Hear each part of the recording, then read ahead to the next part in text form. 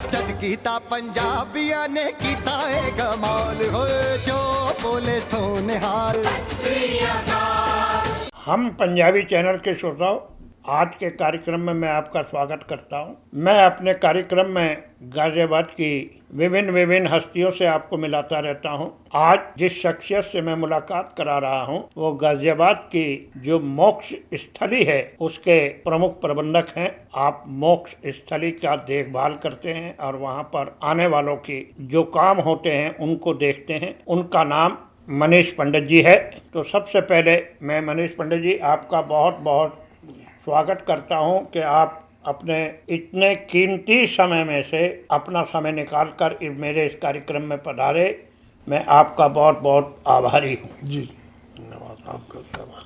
मनीष जी, आप इस मोक्ष स्थली की देखभाल करते हो। आप इस काम में कब से और कैसे आए? मैं इन मोक्ष धाम की सेवाओं को 1994 से संभाल रहा हूँ। उससे पहले हमारा परिवार संभालता आया है। दादाजी का स्वर्गवास हुआ 1957 में, जैसा दादी जी बताती थी, और दादी जी ने 94 तक संभाला। दादी जी के स्वर्गवास के बाद 94 से मैंने इस व्यवस्थाओं को संभाला है, सेवाओं को, और अब तक संभाल रहा हूँ इन सेवाओं को। जी, जब दादी जी संभाल रही थी तो आपकी उम्र उस टाइम कितनी रही होगी? जी मेरा उस समय उम्र थी जी 14 साल उम्र थी। मेरा 80 का बर्थ है, तो उस समय 94 में मैं 14 साल का था। जी, तो मतलब 14 साल से आप इस मोक्ष स्थली को संभाल रहे हैं? हाँ, 14 वर्ष की आयु से संभाल रहा हूँ जी। अभी मेरे को लगभग जो है संभालते हुए 32-33 साल हो जाएंगे, क्योंकि 44 मेरी एज हो चुकी है। अब 45 हो जाएगी 1 नवंबर को।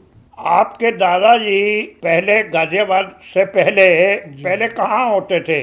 जी, हमारे दादाजी यहाँ मोक्ष धाम से पहले जो है हरिद्वार में रामनगर ज्वालापुर था, वहाँ हमारा निवास था दादाजी का, और दादी जी बताती थी। और यहाँ पर उन्होंने आकर के जो है लगभग 54 में यहाँ संभाल लिया था, और जो है लगभग उनकी 57 में डेथ हो गई थी। तो उसके बाद में फिर 94 तक दादी जी ने संभाला। तो दादी जी के बाद में फिर अब रेगुलर सारी सेवाओं को मैं संभाल रहा हूँ। जी, दादाजी के बाद तो आपके पिताजी ने भी काफी टाइम मोक्ष स्थली को संभाला। जी हाँ, मैं पिताजी साथ में मेरे बिल्कुल सहयोग मेरे रहते थे। मुझे तो मैं काफ़ी छोटा था उस समय, तो फादर ने बिल्कुल मेरे को पूरा सहयोग दे के, क्योंकि मेरे फादर गवर्नमेंट जॉब में थे। तो उसके बाद में जो अपने मॉर्निंग में जाते थे, दोपहर बाद आने के बाद मुझे पूरा दिन वक्त देते थे साथ में सेवाओं में। तो बाकी पूरा दिन सुबह से लेकर शाम तक मैं वैसे अकेला ही संभालता था। उनके आने के बाद उनके साथ रहता था। जब ये कोरोना काल आया पंडित जी, तो कोरोना काल को आपने किस प्रकार से देखा? जी, कोरोना काल तो एक ऐसा वक्त था जी कि बहुत ही हमने ऐसा काल रूप कभी नहीं देखा। अनेकों मतलब संस्कार जो हम शायद पूरे मेरे ख्याल से हम महीने में भी नहीं कर पाते थे, मतलब उतना पर डे में हो रहा था। इतना डेथ हमने कभी नहीं देखा था कि 100-200 से शुरू हुआ था और मेरे हिसाब से 400 तक का पर डे का ये हालात हो गए थे कि दिन रात संस्कार करते रहते थे।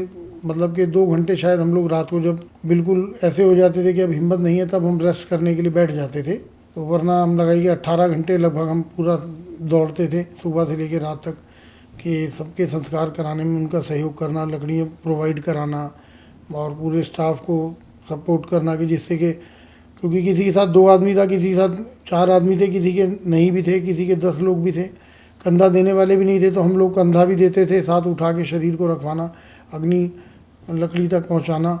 तो ये दौर हमने ऐसा कभी हालात नहीं देखे। उस दौर में हमने ऐसा भी देखा कि कुछ ऐसे भी शव थे कि जिनको घबरा करके कोरोना काल में कि परिवार से सदस्य कोई नहीं था, और वो गाड़ी में डिग्गी में ला करके बॉडी को ड्राइवर ने उतार के, और वहाँ शमशान के बाहर मुक्ति द्वार के जो गेट बनाए वहाँ पर वो बॉडी को रख के चला गया। तो हमने ऐसा हालात कभी नहीं देखे कि इतना भयंकर, उसके भय से कि अपने परिवार के सदस्य को ऐसे बॉडी निकाल के सड़क पे छोड़ देना शमशान के गेट पर। तो ऐसे तो हमने अनेकों संस्कार मतलब करे कि जिनका जो है ये नहीं पता रिकॉर्ड में भी, मतलब कि उन शरीरों का कि किस नाम से थे किस नहीं थे, तो कोई मतलब ऐसा हमने कभी नहीं देखा। ऐसे लोगों के तो डेथ सर्टिफिकेट भी नहीं बने होंगे? हाँ, उनके डेथ सर्टिफिकेट कहाँ से बनेंगे जिनके परिवार के कोई आए नहीं, बॉडी को बाहर इधर उधर से रखवा गए, कोई सूचना ही नहीं कि किस नाम से है किस नाम से नहीं है, तो उनका तो फिर क्या रिकॉर्ड रहेगा। कल को यदि उनके परिवार को कोई डेथ सर्टिफिकेट की जरूरत पड़ जाए, क्या आपके सामने ऐसी समस्या आई? नहीं नहीं, कोई कभी आया ही नहीं ऐसा, क्योंकि जो है जब उन्होंने शव को ही अपने घर से निकाल दिया तो वो सर्टिफिकेट बनवाने किस आधार पर आएंगे? जब वो आके उन्होंने पंजी के वहाँ रजिस्ट्रेशन नहीं कराया कि बॉडी है इसका या संस्कार होना है, हमारे पास आते हैं डॉक्यूमेंट लेके सब आते थे, हम एंट्री करते थे, पूरा देखा भाली थे, संस्कार हर समय हर चीज़ का रिकॉर्ड चेक करते हैं, आधार देखते हैं, बॉडी देखते हैं, अभी तो वहाँ संस्कार होता है। तो उन बॉडियों को तो जो कोरोना काल में ऐसे छोड़ गए तो अज्ञात ही माना जाएगा, क्योंकि अज्ञात बॉडियाँ भी आती हैं, उनको भी हम लोग निःशुल्क सेवा करते हैं हम मोक्ष धाम पर। पंडित जी, जब इस कोरोना काल में इतने दाह संस्कार पर डे हो रहे थे, जैसा आप बता रहे हो, 300 400 बॉडी हो रही हैं, और ऐसे भी लोग थे जो बाहर सड़क पे छोड़ के चले गए, उनके दाह संस्कार भी आपने करे। तो ये ऐसे में लकड़ियां, जो आपको लकड़ी के पैसे भी नहीं मिले, बाकी सामग्री जो काम आती है उसके पैसे भी नहीं मिले, तो ऐसी स्थिति में ये व्यवस्थाएं आपने कैसे करी? ये देखिए कि सब एक ऐसा वक्त था कोरोना काल में कि जो है कि बहुत कष्ट का दौर था, लेकिन यह है कि परमात्मा जब कोई ऐसे संकट आते हैं तो ईश्वर शक्ति देते हैं उन काम को संभालने के लिए, किसी न किसी को कोई दायित्व देते हैं प्रभु। तो हमने प्रभु का नाम लेके वही बेड़े को हमने जैसे भी कष्ट के दौर को संभाला है। और सब ये चीज़ होगा तो यह है कि व्यवस्थाएं जो है आदमी की करने की नीयत होनी चाहिए, सब चीज़ें सेवा भाव में जब आदमी चलता है तो सब हो जाती हैं, परमात्मा कराते हैं। पंडित जी, जैसा मुझे याद पड़ता है जब आपके दादाजी आए थे तो उस समय तो इस मोक्ष स्थली पे कोई व्यवस्था ही नहीं थी, कुछ जैसे आज शेड वगैरह बने हुए हैं, सब कुछ है, ऐसा तो कुछ भी नहीं था। जी। हाँ, उस समय तो मेरे सामने भी काफ़ी थे, जब मैं 90 में जाता था तब भी काफ़ी जंगल था, 5-6 प्लेटफॉर्म थे, एक बड़ा सा शेड बना हुआ था केवल, और कोई व्यवस्था नहीं थी। तो ये समझिए कि 94 के बाद धीरे धीरे जो है ये समझिए कि नगर निगम के द्वारा शहर के कुछ गणमान्य व्यक्ति, समाज सेवी संस्थाएँ, सब ने सहयोग दिया, वहाँ धीरे धीरे जो है कुछ चीज़ों का निर्माण हुआ जिनकी आवश्यकता थी। जो बैठने के लिए शेड है, पानी की जल की व्यवस्था है, ब्रेंचें हैं, पंखे हैं, तो ये सब चीज़ों की व्यवस्थाएं जो हैं शहर के सहयोग से ये चीज़ें जो हैं सब वहाँ उपस्थित मतलब निर्धारित हुई बनी। जहाँ तक मैं समझता हूँ कोरोना काल के अंदर एक अकेली गाजियाबाद में यही एक मोक्ष स्थली थी, बाद में शायद नगर निगम द्वारा 2 मोक्ष स्थलियाँ और बनाई गई। जी हाँ, वो कोरोना काल में देखिए यहाँ पर इतना संस्कार करने में भी वक्त लगता है, जगह भी होती है, तो सारी चीज़ें हैं, तो नहीं हो पाता था इतना, इसलिए और जगह भी करा गया कि वो बॉडियों को वहाँ संस्कार की इतनी व्यवस्था नहीं बन पा रही थी। एक तो स्टाफ इतना नहीं था कि वो जो है समझिए कि एक साथ 100 क्योंकि प्रति बॉडी में संस्कार करने में लकड़ी को देना है, तोलना है, फिर प्लेटफॉर्म पर पहुंचाना है, फिर अग्नि लगानी है, देखा वाली भी करनी है, पूरा स्टाफ लगा रहता था। और उसके अलावा जगह की कमी हो गई थी, इसीलिए जो है वो प्लेटफॉर्म जो है और जगह बनाए गए अलग अलग क्षेत्र में। लगभग मैंने भी सुना था कोरोना काल में 5-7 प्लेटफॉर्म अलग अलग जगह पे मतलब स्थापित किए गए हैं शमशान घाट कोरोना काल के लिए। जी, यदि अब मेरी याददाश्त के अनुसार इंदिरापुरम और करेड़ा में 2 शमशान भूमियाँ ये बनाई गई हैं। जी, तो वहाँ की व्यवस्था कौन देखता है? वहाँ का हमको नहीं पता है। ये देखिए वहाँ की व्यवस्थाएं मगर इतना है तो पता लगा है कि अलग अलग जो ये बनाए गए हैं वहाँ संभाल रहे हैं। कोरोना काल में जो विभाग ने बनाया था उनको हैंडओवर कर दिया था, तो वहाँ पर मोक्षधाम पे हैं जो कुछ लोग हैं संभाल रहे हैं, उनका हमें पता नहीं, हम उधर जाते नहीं हैं, हमें अपने यहाँ की व्यवस्थाओं से ही समय नहीं होता है, तो हमें वहाँ का कुछ नहीं पता है, हम अपने यहाँ की व्यवस्थाएँ देखते हैं। जी, लेकिन वो बनाए तो शायद नगर निगम ने थे।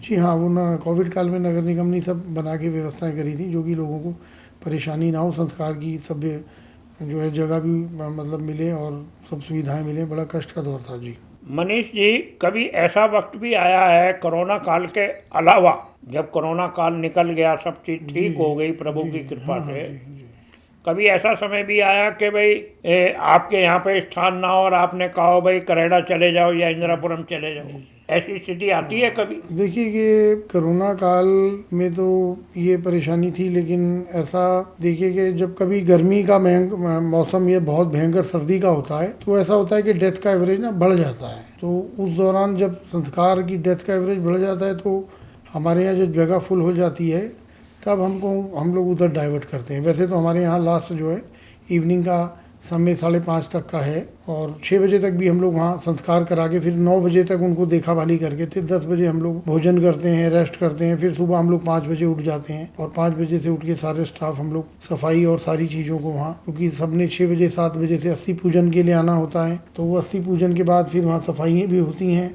सफाई होने में 9 बजे 9:30 बजे तक सब जाते हैं तो सफाई होती है। 10 बजे से फिर हमको संस्कार की सारी व्यवस्था बनानी पड़ती है। मनीष जी, आपके परिवार में कितने लोग हैं? आप कितने भाई बहन हो? फादर अभी डेथ हुई है, लगभग उनका 2019 में हुई है, और अब मेरी मदर हैं और मेरे ब्रदर हैं 2 और मेरी सिस्टर हैं और एक भाई की शादी हो चुकी है, उनके 2 बेटे हैं जी और उनकी वाइफ हैं। ये परिवार है हमारा। मनीष जी, आपने शादी नहीं करी? जी, मेरा तो प्रभु कृपा से जो है शायद जीवन शमशान सेवा के लिए मुझे अनुभव होता है कि भोलेनाथ जी की कृपा से कि मेरा जीवन, क्योंकि मैं हमारे कई बार ऐसा भी मैंने वक्त बहुत देखा कि अभी भी कभी ऐसा हो जाता है कि रात बेरात कोई ऐसी बॉडी होती है जो दुर्घटना हो जाती है और उसको पोस्टमार्टम पे लाया जाता है, तो सिपाही लाकर पोस्टमार्टम पे बॉडी को वहाँ रखवा देते हैं मोर्चरी पर।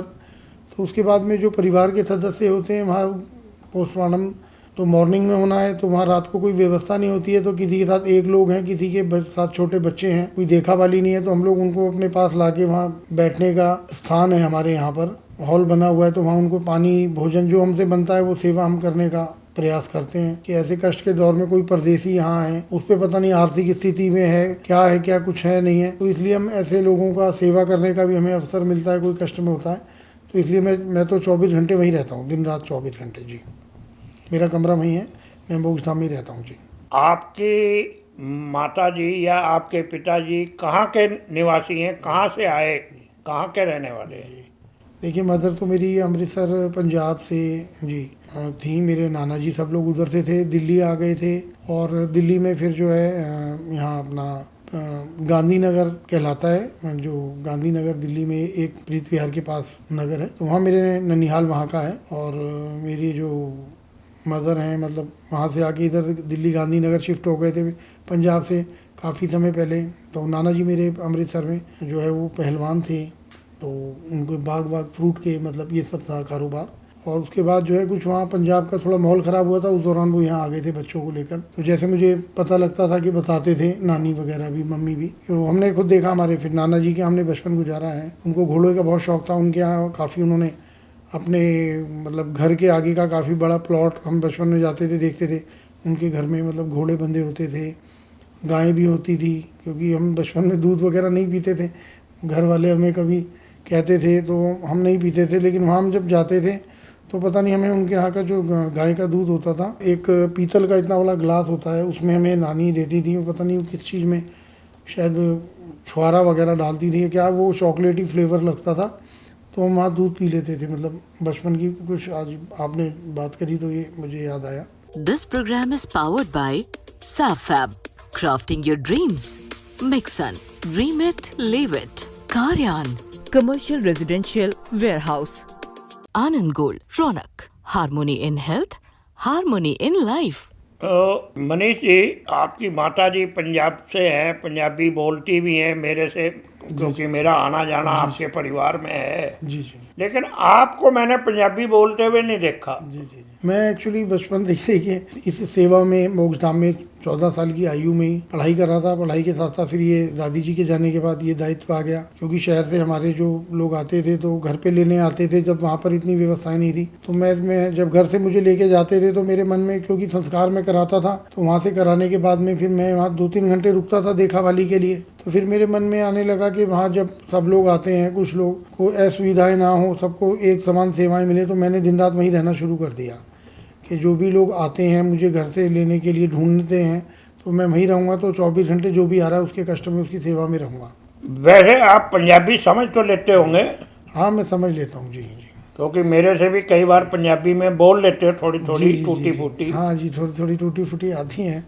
पंडित जी, मैंने कुछ लोगों से ये सुना है कि कुछ लोग सिद्धियां करने के लिए शमशान घाट पर जाते हैं, क्या ऐसा कुछ है? शमशान घाट पे सिद्धि करने को लोग तांत्रिक आते हो, करते हो? जी, मैंने तो खैर ऐसा कभी मतलब पहले कभी सुना था लेकिन देखा नहीं। बहुत पहले कभी शमशान बाउंड्री नहीं थी, खुला था, तो कुछ तांत्रिक वगैरह कभी आते थे, उनको हम लोग भगा देते थे कि वहाँ कुछ ऐसा गलत कार्य ना हो किसी भी शव की चिता के साथ। लेकिन अब तो वहाँ चारों तरफ बाउंड्री है, तो पूरा सेफ रहता है, हम लोग भी रहते हैं, रात को साफ रहता है, हम सब देखा भाली पूरा करके, और इस तरीके की कोई अब मतलब वहाँ वो नहीं है। पंडित जी, मैं एक चीज़ और जानना चाहूँगा, हमारे दर्शक भी जानना चाहेंगे।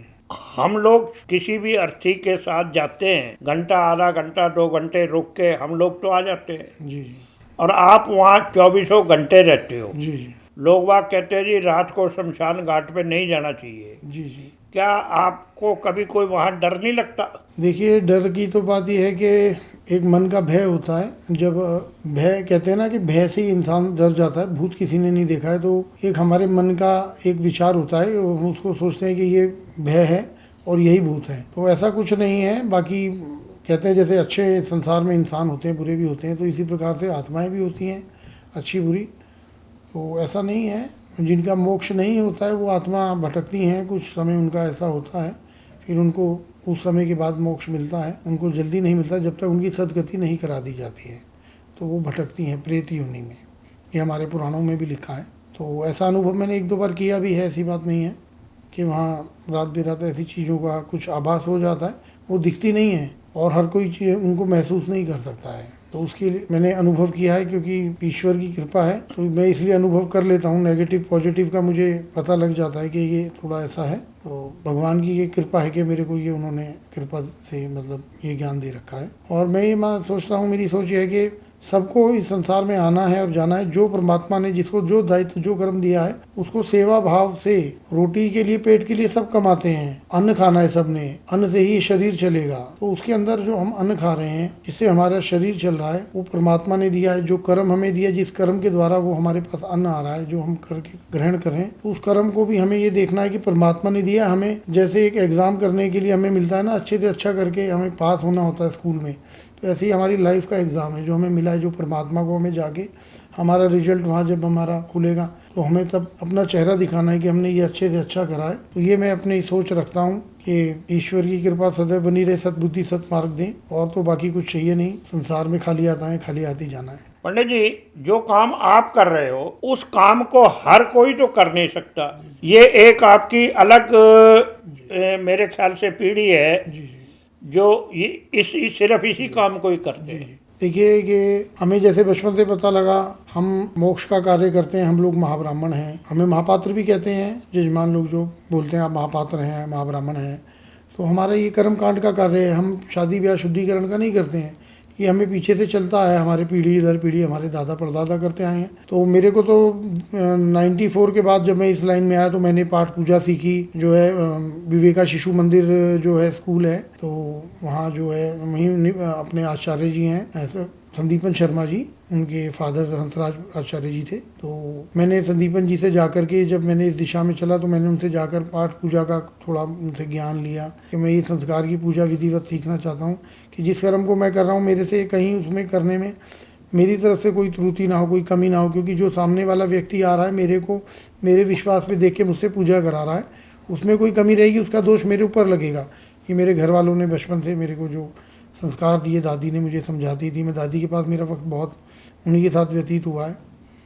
तो मैं मदर फादर के पास तो कम मतलब रहता था, लेकिन उनसे मेरा कम अटैचमेंट था। मैं बचपन से दादी के पास ज़्यादा रहा हूँ। तो उनके जाने के बाद मैंने मोक्षधाम की सेवाओं में अपना जीवन जो है उन्हीं की यादों के सहारे मतलब मैंने शुरू किया था। अब तो ये समझिए कि आज भी मैं यही फील करता हूँ कि उनका आशीर्वाद, कभी कभी मुझे कुछ कष्ट होता है तो मैं एकांत में बैठता हूँ, तो बैठ करके उन्हीं का ध्यान कभी करता हूँ, तो उनका आशीर्वाद, मैंने अच्छे कर्म कर रहा हूँ, करने का प्रयास रहता है, तो लगता है उन सब का आशीर्वाद है। और डर की बात यह है कि मृत्यु तो एक दिन आनी है सबको, मृत्यु अटल सत्य है। और इसे भय से कभी जीवन, भय तब आता है जब आदमी को कहीं ना कहीं, वो मैं मानता हूँ कि उससे कहीं कुछ गलती त्रुटि हो जाती है, तो उसको भय होता है। और अपनी तरफ से ये प्रयास करिए, आप गलत नहीं है तो आपको कभी कोई भय नहीं होगा, कभी भय नहीं हो सकता है। मनीष जी, जो आप काम कर रहे हो, आप इस काम से संतुष्ट हो? जी, मैं ये जो कर्म दिया है, इस कर्म को परमात्मा ने दिया है कि मैं स्कूल में हूँ और मेरे को इस जन्म में, इस परिवार में, इस कर्म के लिए भेजा गया है, तो मैं इस कार्य को अपने जीवन काल, अंत काल तक मैं इन सेवाओं को करूँगा जब तक हूँ। आगे परिवार में भाई हैं, वो सब सेवाएं जो है उन्हीं को संभालनी हैं, क्योंकि पीढ़ी दर पीढ़ी कार्य को इसको संभालना हमारा दायित्व चलता रहा है और हम लोग करते रहे हैं सेवाओं को जी, कि हमारा मोक्ष धाम का, हमारा मोक्ष का कर्म का महाब्राह्मण है, कर्म कांड का हमारा।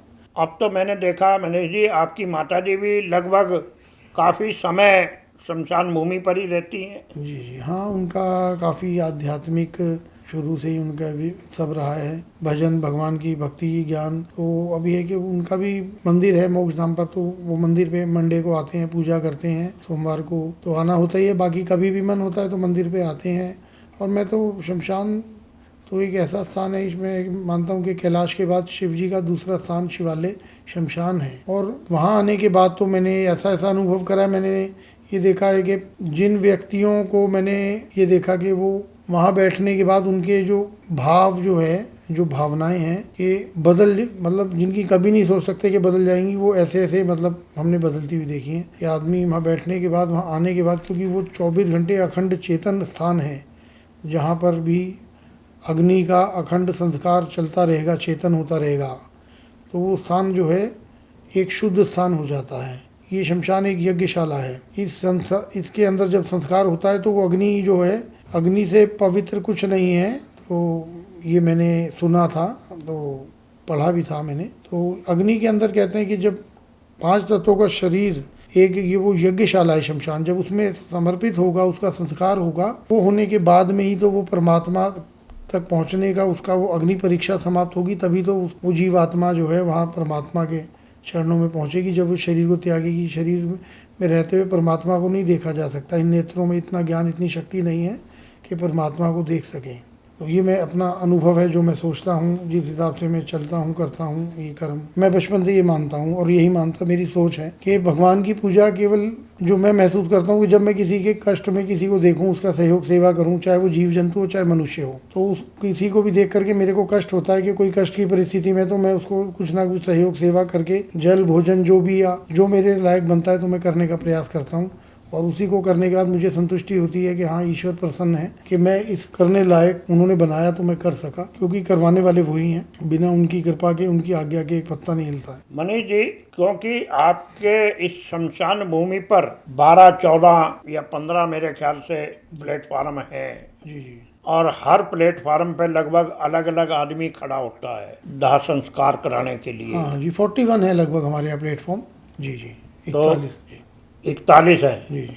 ऐसा भी कभी समय आता होगा कि 41 के 41 प्लेटफार्म एक साथ भर जाएं? बाई चांस कभी ऐसा हो जाता है, वरना तो इतना ऐसा कभी नहीं होता है। आपके पास स्टाफ कितना है? ये स्टाफ हमारे पास करीबन 18 से 22 लोग, मतलब कभी जाते हैं 2-4 छुट्टी पे जाते हैं, तो हमारा 18 लोग का, वैसे हमने 4 हमेशा एक्स्ट्रा रखते हैं, क्योंकि हमारा जो आधा स्टाफ तो अंदर की मैनेजमेंट को देखता है, पूरा संस्कार करना, 4 घंटे हर शरीर के संस्कार को देखा भाली करना है, पूरा संपूर्ण करना है विधिवत।